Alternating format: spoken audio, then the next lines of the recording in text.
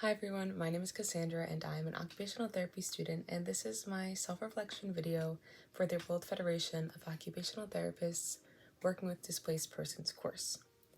Overall, I think that taking the time to complete these modules was beneficial and very valuable to my learning. To begin, I really enjoyed the various quotes that were presented throughout each section. One of the first quotes presented in the modules was, "Hard times are going to be over one day, your nights will become day."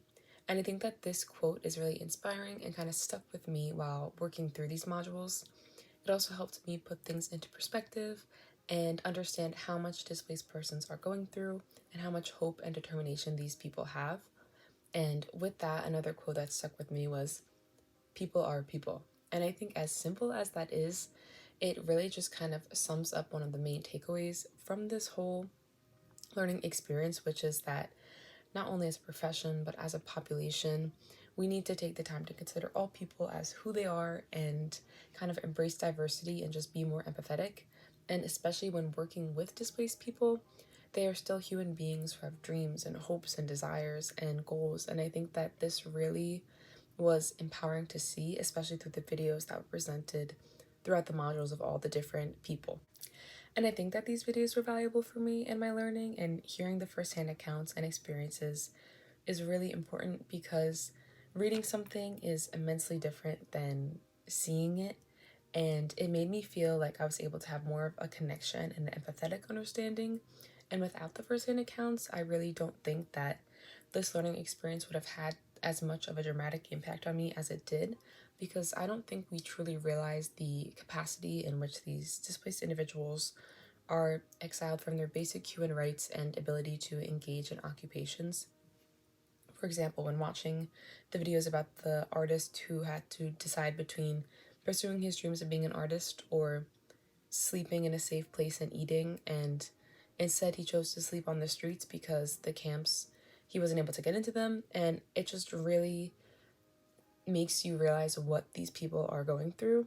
And I feel like that helps us as future occupational therapists to kind of realize how important certain things are for these people and what matters to them, because if we want to take a client-centered approach, we really need to be able to work with them and understand what motivates them in order to truly help them.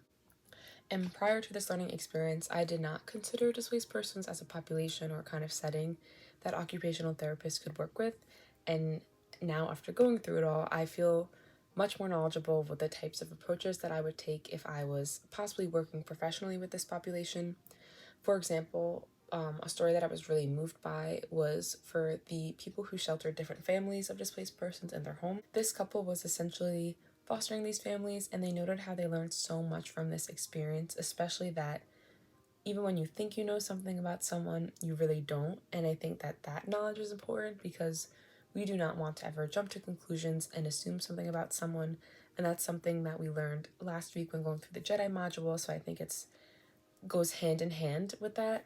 Because, for example, they said they tried to give a younger set of kids a room away from their parents, and they thought that they would really like this, especially because that's kind of like the typical, I guess, for the Australian kids and even here. And the kids were actually really upset and distressed by this because I don't think that was their cultural norm. So they said they quickly moved them back together and it was fine. But I think that that just kind of gives an example in general that we really need to take the time to be open and understanding, and that it highlights the importance that it's okay to make mistakes as long as you learn and grow from them. And I think that that knowledge will be really useful if we were to be practicing with this population in the future. I also think it's really important how throughout these modules, Theo mentioned how we have the tools to make a difference. It's just how we implement them that needs to change. And we need to be more diverse in our thinking and take a broader perspective in order to make this difference. And I think that after hearing this and taking a culmination of what we've learned throughout our summer course, that it makes me feel inspired to be the change and be that difference if I was ever presented with the opportunity to work with this population. I want to be someone that displaced persons feel safe with and motivated and valued and worthy and accepted. So overall, I'm really grateful to have had this assignment and to continue to work on broadening my own perspectives and growing as a professional and as a person. So thank you so much for this opportunity, and thank you for listening to my reflection.